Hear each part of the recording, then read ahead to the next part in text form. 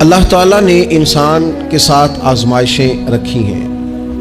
جس طرح اللہ تعالیٰ کی طرف سے ملنے والی نعمتوں کو قبول کرتا ہے، اسی طرح اس کی طرف سے آنے والی آزمائشوں کو بھی کھلے دل سے اسے قبول کرنا چاہیے۔ اور یہ بات درست ہے کہ وما اصابکم من مصیبت فبما کسبت ایدیکم، انسان پر کچھ مصیبتیں وہ آتی ہیں جو اس کے ہاتھوں کے کسب کی وجہ سے آتی ہیں۔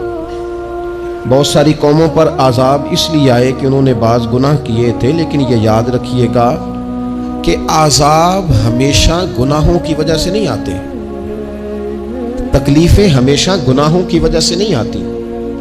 انسان دکھوں میں، مشکلات میں صرف اپنی غلطیوں کی وجہ سے نہیں الجھتا، بلکہ نبی پاک علیہ الصلاۃ والسلام نے فرمایا ہے اللہ تعالیٰ کسی بندے کو کوئی درجہ دینا چاہتا ہے، اس کے اعمال اس طرح کے نہیں ہوتے کہ اسے درجہ دیا جائے، اللہ اسے کسی مشکل میں ڈال کے اس کے درجے کو بلند فرما دیتا ہے۔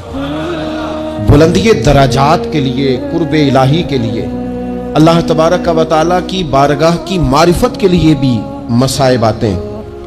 آپ دیکھیے نا، نبی پاک صلی اللہ تعالیٰ علیہ وسلم نے فرمایا سب سے زیادہ تکلیفیں انبیاء پہ آتی ہیں، اور فرمایا میں اللہ کا محبوب ہوں، انبیاء کا سردار ہوں، میرے اوپر سب سے زیادہ تکلیفیں آئی ہیں، آزمائشیں آ جاتی ہیں۔ اور رب فرماتا ہے وَلَنَبْلُوَنَّكُمْ بِشَيْءٍ مِّنَ الْخَوْفِ وَالْجُوعِ، ہم ضرور تمہیں آزمائیں گے کچھ خوف کے ساتھ، کچھ بھوک کے ساتھ، وَنَقْصٍ مِّنَ الْأَمْوَالِ وَالْأَنفُسِ وَالثَّمَرَاتِ، ضرور تمہیں آزمائیں گے پھلوں کی اور جانوں کی کمی کے ساتھ۔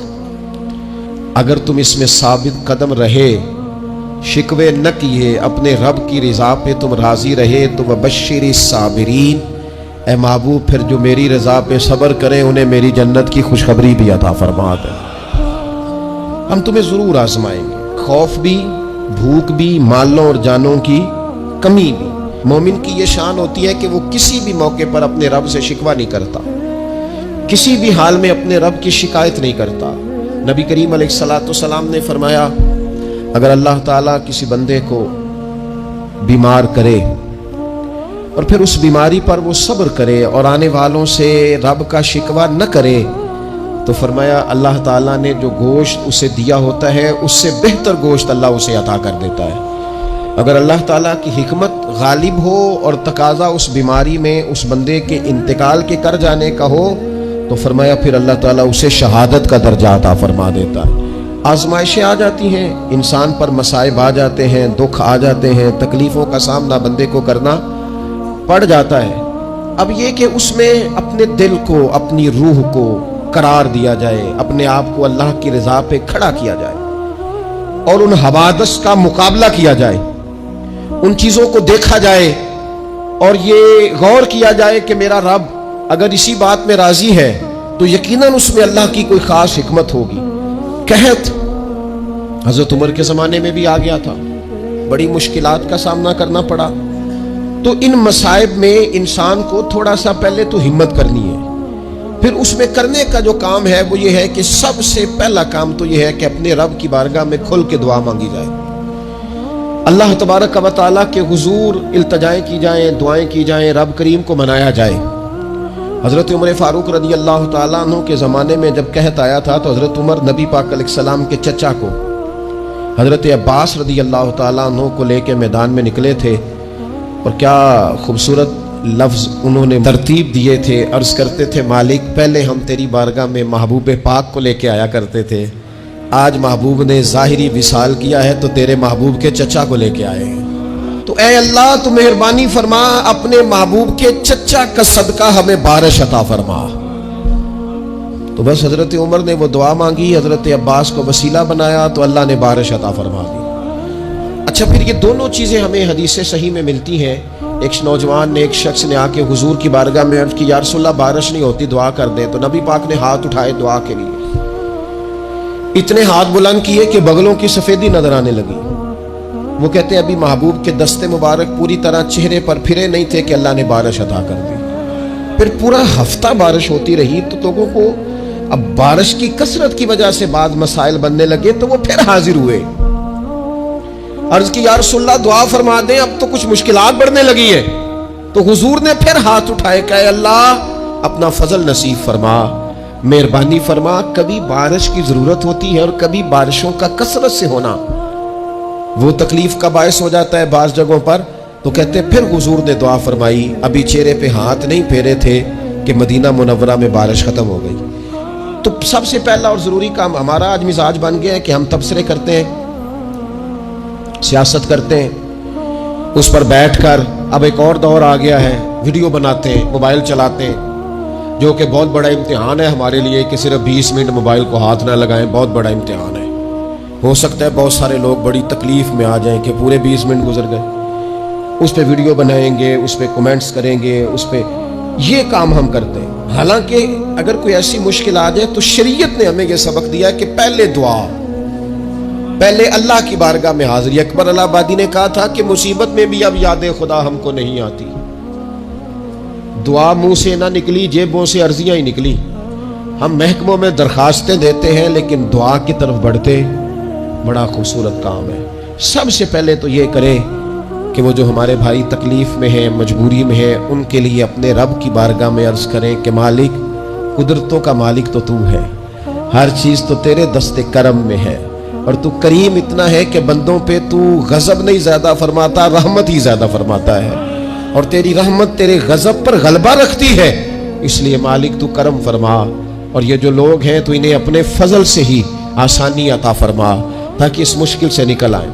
جن دنوں قحط آیا تھا نا مکہ مکرمہ مدینہ طیبہ میں حضرت عمر کے زمانے میں، تو حضرت عمر فاروق فرماتے ہیں میں نے بغیر گھی کے کبھی کھانا نہیں کھایا تھا، لیکن میں نے قسم اٹھا لی تھی کہ جب تک سب لوگوں کو راشن کھانا میسر نہیں آتا میں بھی گھی نہیں کھاؤں گا۔ یہ جو اضافی اخراجات ہیں، ایڈوانس گاڑیاں بک کرانا، نئے ماڈل کے موبائل خریدنا، یہ جو ہمارے صرف ناز نخرے ہیں، صرف ان کو تھوڑا سا کلوز کر لو۔ عجیب بات ہے نا، عجیب ظلم ہے نا کہ ایک بچہ رات کو اس لیے کھانا نہیں کھا رہا کہ اس کی مرضی کا پکا ہوا نہیں،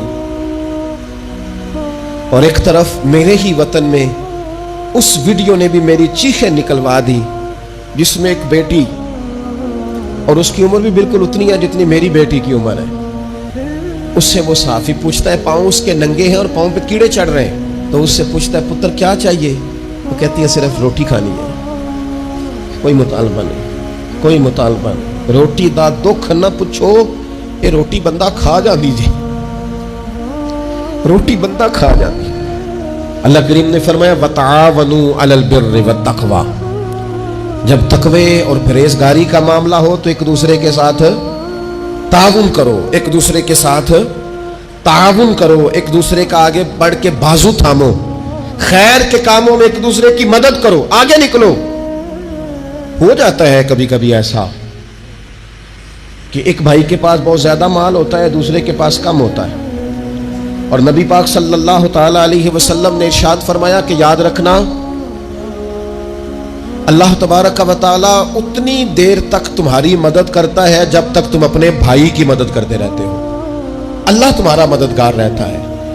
اور یہ جو مسلمان ہوتے ہیں، مومن، کلمہ پڑھنے والے، ان کے بارے میں میرے نبی پاک علیہ الصلوۃ والسلام نے فرمایا کہ یہ ایک جسم کی مانند ہے، ایک جسم کی طرح ہے۔ مومن ایک جسم کی طرح ہے، جس طرح یہ پورا جسم ہوتا ہے۔ اور حضور نے مثال دے کے بات سمجھائی، فرمایا جسم کا ایک حصہ تکلیف میں ہونا تو سارا جسم اس کا کرب محسوس کرتا ہے، یعنی درد صرف دانت میں ہے لیکن روٹی کھانے کو دل نہیں کرتا، کسی سے بات کرنے کو دل نہیں کرتا، اٹھ کے باہر جانے کو طبیعت نہیں چاہتی، پورا وجود اس کا کرب، اس کی تکلیف محسوس کرتا ہے۔ فرمایا جس طرح ایک جسم کے ایک حصے کو تکلیف ہو، آپ مجھے بتائیے نا، آپ کے دانت میں تکلیف ہے تو کیا کبھی آپ کے دماغ نے کہا ہے کہ ڈاکٹر کے پاس نہیں جانا؟ پیروں نے کہا ہے میں نے نہیں چل کے جانا، یہ تو مسئلہ صرف اور صرف دانت کا ہے، دانت جانے، اس کا کام جانے؟ ایسا ہوتا نہیں۔ دانت میں تکلیف ہوتی ہے تو ذہن منصوبہ بندی کرتا ہے، وہ کہتا ہے یار یہ پتہ کرو دانت کا ڈاکٹر کہاں بیٹھتا ہے، پھر آپ کی زبان ہلتی ہے، معلومات کرتی ہے، پھر آپ کے پیر چل کے وہاں جاتے، اور پھر آپ اپنے دل سے ما فی ضمیر وہاں بیان کرتے، پھر آپ اپنا کمایا ہوا سرمایہ خرچ کرتے ہیں. بھئی ایک دانت کو تکلیف ہے تو رہنے دو, سارے جسم کو کام میں کیوں لگایا ہے؟ تو معنی یہ ہے کہ جب جسم کا ایک حصہ تکلیف میں ہو, باقی سارے سپورٹ کرتے ہیں تاکہ وہ ٹھیک ہو جائے. تو حضور نے فرمایا میرے سارے مومن ایک جسم کی طرح. سارے مکے سے ہجرت کر کے مدینے آئے, گھر بار پیچھے رہ گئے, جائیدادیں پیچھے رہ گئی, کاروبار پیچھے رہ گئے. حضور نے فرمایا تم بھائی ہو. لیکن وہ صحابہ تھے نا, انہوں نے بھائی بھائی اپنے آپ کو صرف تقریروں میں نہیں سمجھا تھا. انہوں نے اپنے آپ کو بھائی بھائی صرف محفلوں کے نعروں میں نہیں سمجھا تھا. انہوں نے اپنے آپ کو بھائی بھائی صرف ادیب شاعر کی شاعری میں نہیں سمجھا تھا. وہ من سے ان کی آوازیں آتی تھی ہم سچ مچ کے بھائی ہیں. انہوں نے طے کر لیا تھا کہ ہم بھائی ہیں. لہذا جب حضور نے کہا نا آپ تمہارے بھائی وہاں سے ہجرت کر کے آئے ہیں تو ان کی مدد کرو, تو پھر انہوں نے صحیح والا بھائی سمجھا. دھاگا رکھ کے اپنا گھر تقسیم کر کے آدھا اپنے بھائی کو دیا, کاروبار بانٹ کے اپنے بھائی کو دیا. جس کے پاس 4 اونٹ تھے اس نے 2 اپنے بھائی کو دے دیے. چلتے کاروباروں میں بھائیوں کو شریک بنا لیا. انہوں نے انہیں اس طرح کر کے رکھا کہ پھر وہ جو مہاجر تھے وہ مہاجر رہے ہی نہیں. انہیں یوں لگا کہ ہم تو ایک گھر سے اپنے دوسرے گھر میں شفٹ ہوئے. انہیں کسی جگہ بھی کوئی تکلیف نہیں آئی. لیکن امیر آدمی غریب کو بھائی سمجھنے کو تیار ہوتا نہیں. تگڑا بندہ چھوٹے کے قریب جانے کے لیے راضی ہوتا نہیں. جب تک وہ خاص ذہن نہ بنے جو ذہن ہمیں رسول پاک صلی اللہ علیہ وسلم نے عطا کیا, اتنی دیر تک انسان اس مقام تک پہنچ نہیں سکتا جہاں وہ اپنے بھائی کے لیے خیر کا معاملہ کرے. تو ایک تو یہ کہ ہمیں آگے بڑھنا چاہیے, ان لوگوں کو اپنا بھائی جاننا چاہیے. چوتھی بات, اسلام کے اندر نا ہر ذی روح کے ساتھ نیکی کرنے کا اجر ہے. ہر تر جگر والے کے ساتھ نیکی کرنے کا ثواب ہے اسلام کے اندر. جو تر جگر رکھتا ہے, جس کے وجود میں روح ہے, اس سے نیکی کریں اجر ملے گا. صحیح حدیث میں موجود ہے نا.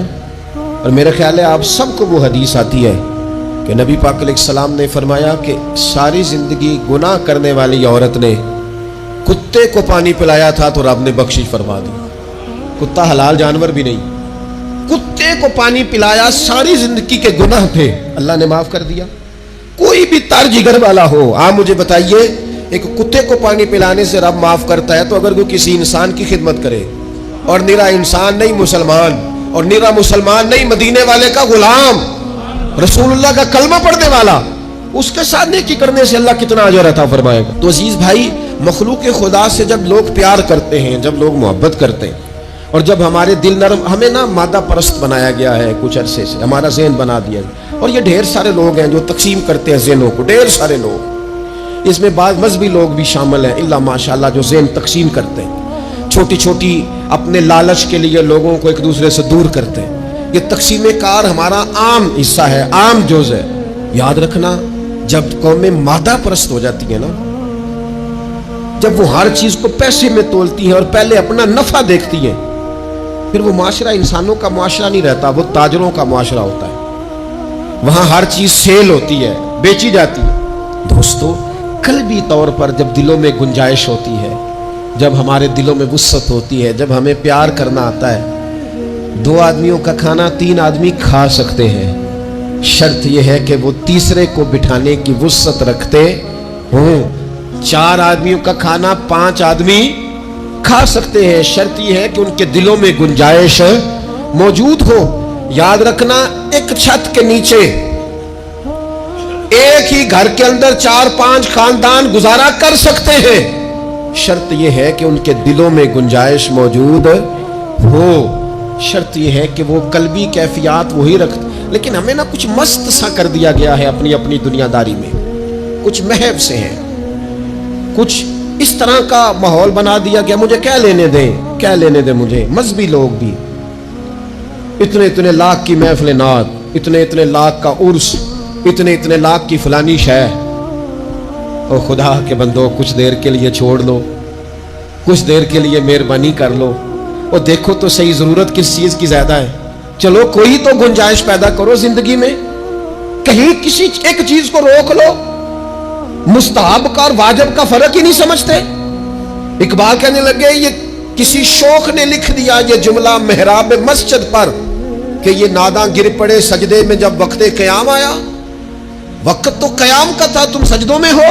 اٹھنے کا ٹائم تھا، لوگوں کی مدد کرنے کا وقت تھا، اور تم ابھی بھی اپنے ختمات شریف میں الجھے ہوئے ہو۔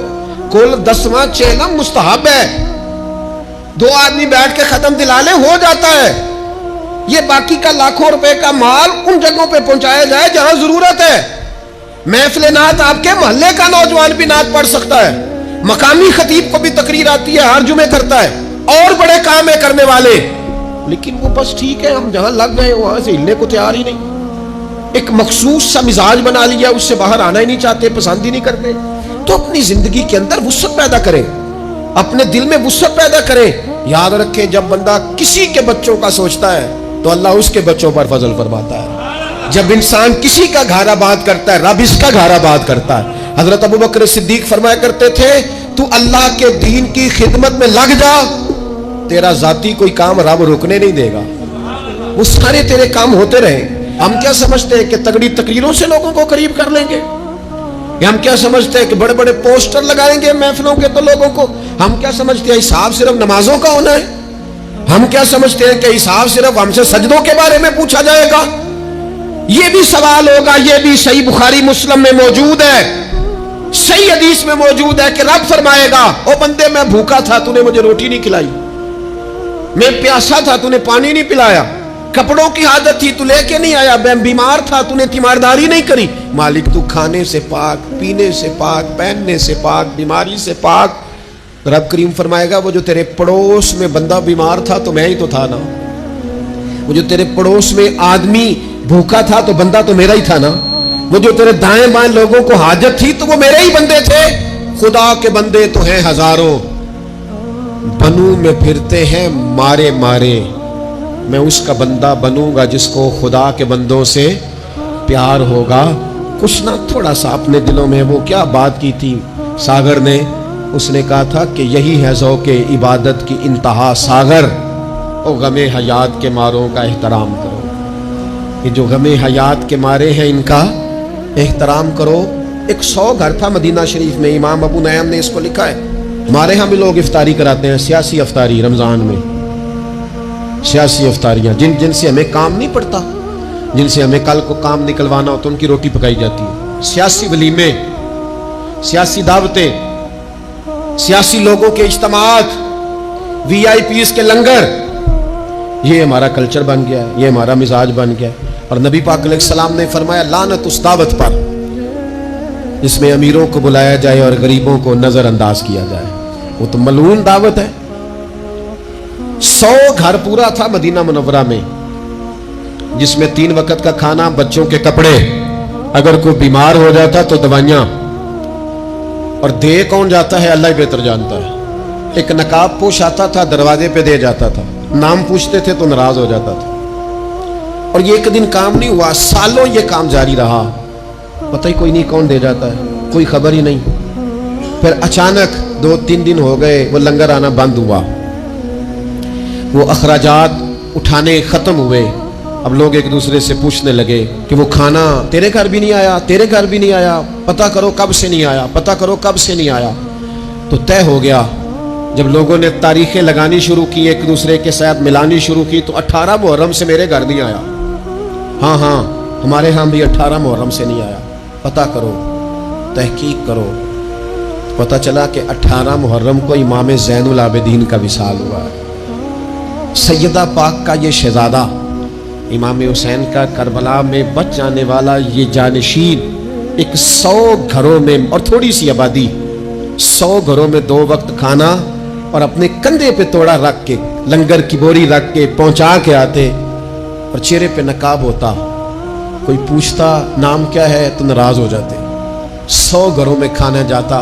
ان کے وصال کے بعد جب غسل دیا جا رہا تھا تو موٹے موٹے نشان تھے کمر پہ۔ لوگوں نے ان کے بیٹے سے پوچھا کہ یہ کیا ہے، تو فرمانے لگے میرے والد اپنے کندھوں پہ تھیلے رکھ کے آخر عمر تک گھروں میں پہنچا کے آتے رہے۔ لوگوں نے کہا حضور آپ کیوں نہیں جاتے تھے، آپ جوان تھے؟ تو آپ کے شہزادے کہنے لگے میں کہتا تھا ابا جی سے کہ میں نہ چلا جاؤں، تو فرماتے تھے پتر اگر تو جائے گا تو پھر تجھے اس غریب کا نام بھی بتانا پڑے گا، میں تیرے سامنے پردہ نہیں کھول سکتا، یہ میرا اور میرے رب کا راز ہے۔